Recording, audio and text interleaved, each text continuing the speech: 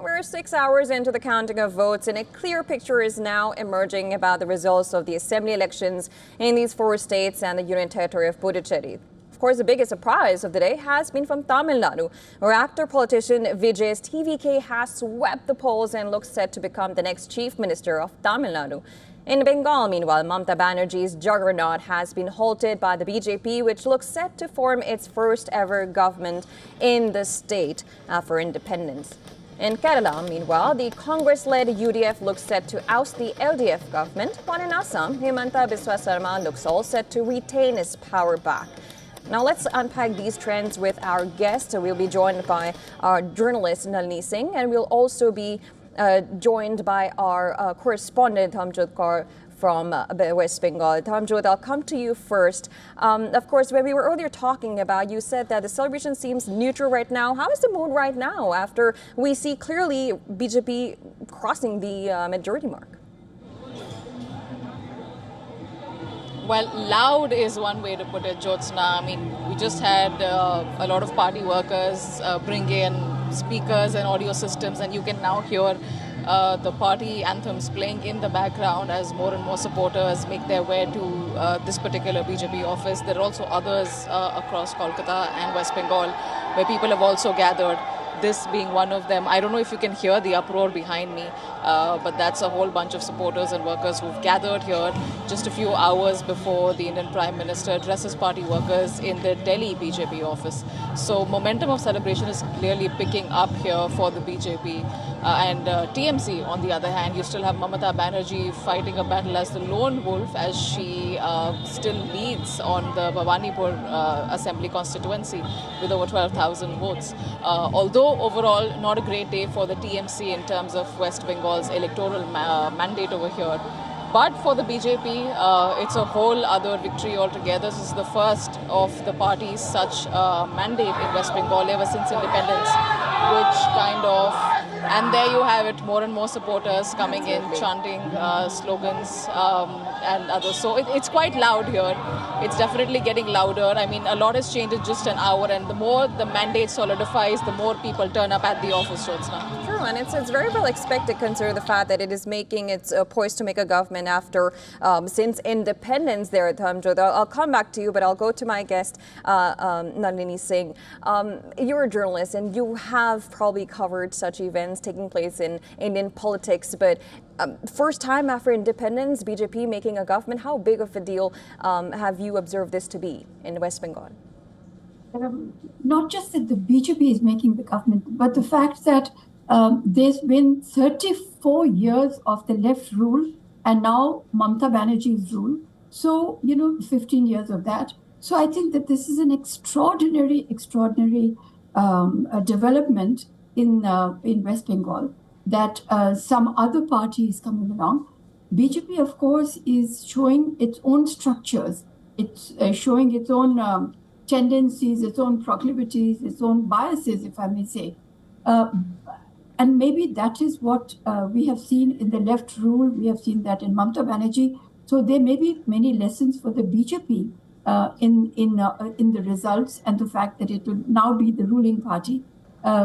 And what really, one of the things that occurs to me immediately is that if once, and I'm being a bit journalistically critical at this time, that if once you are branded an anti-Hindu party, you do not stand a chance really of regaining the territory that you lose just by this branding.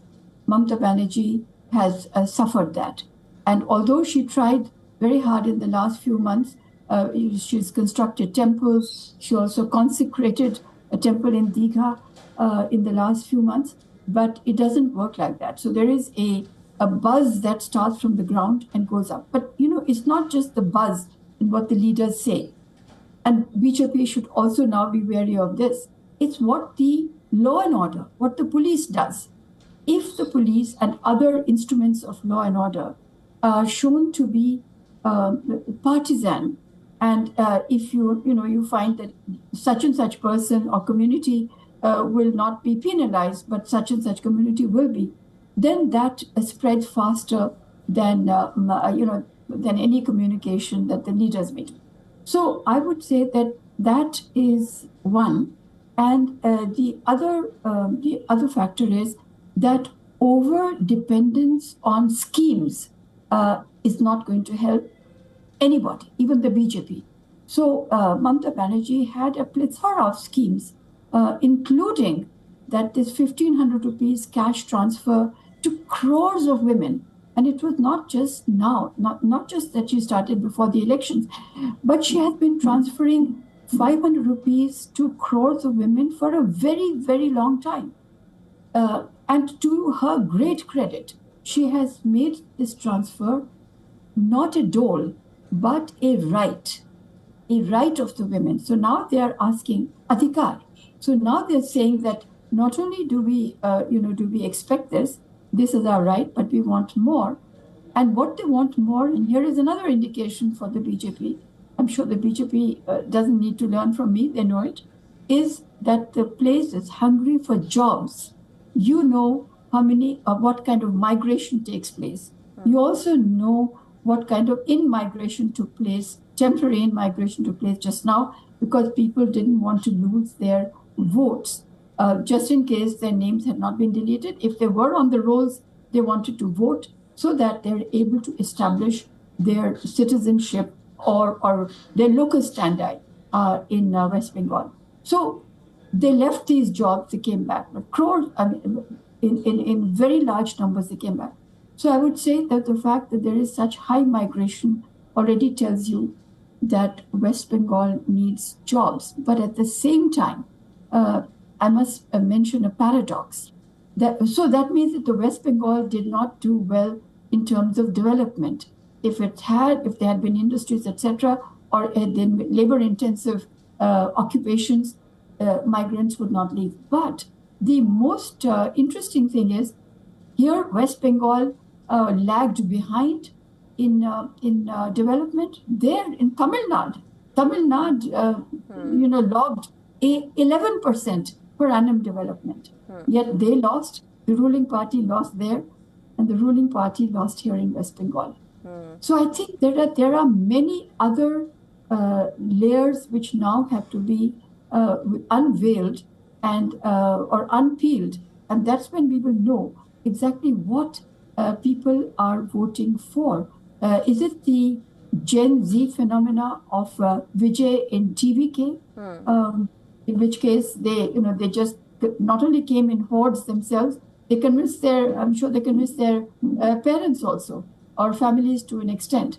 So what is really important is that if it is a Gen Z election, then please be cautioned.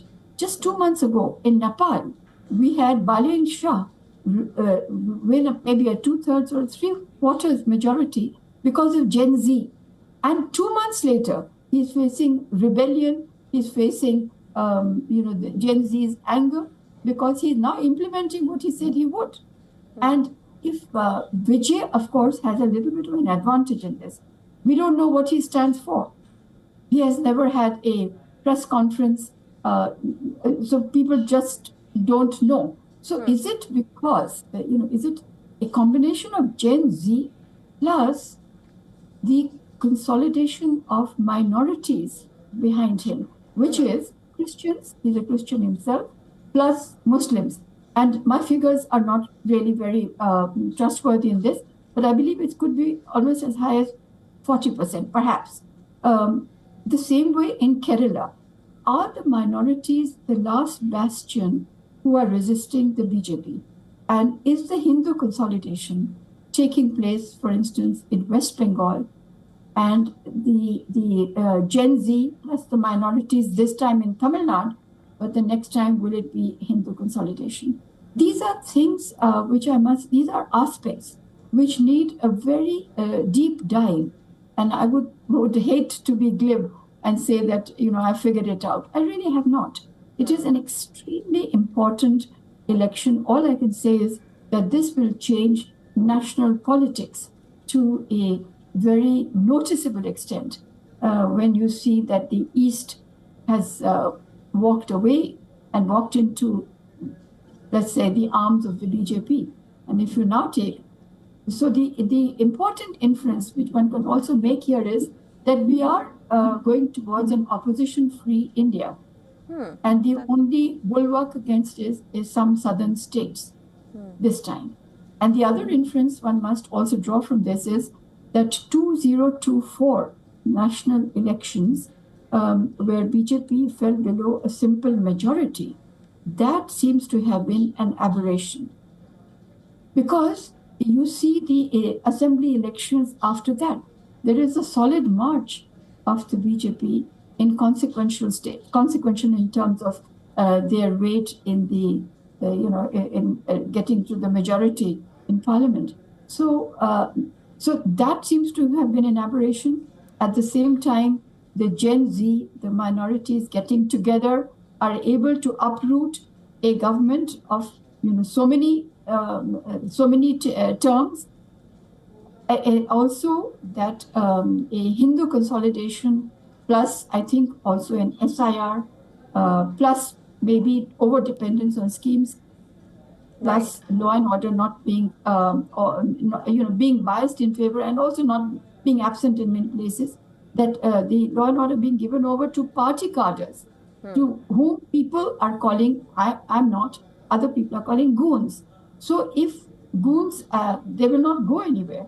So if they transfer their loyalty to somebody else, to some other party, for instance, to the BJP, then the consequences will follow in a few years' time, in 2029, if not the next election, in 31. Absolutely. Now so there are many, many aspects.